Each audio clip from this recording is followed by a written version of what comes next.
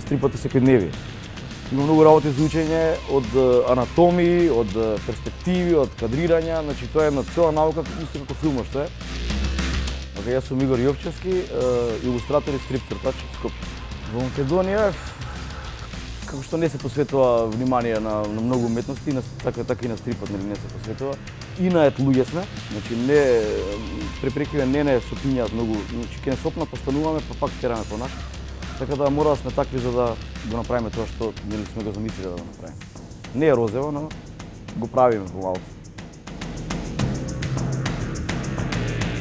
Но да престанат со таквите предрасуди спрема стрипот, затоа што тоа е огромна уметност.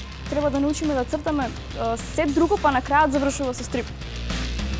Јас сум Јована Велинова, стрип автор и уметник од Штип Македонија. Кога гледам како воопшто сите училишта пред се академиите се однесуваат спрема оваа уметност, некако се чувствувам како да не е фер дека јас сум го избрала тоа и сега сама на себе сум си напишала една таква судбина да работам затоа што само го сакам и тоа се хоби.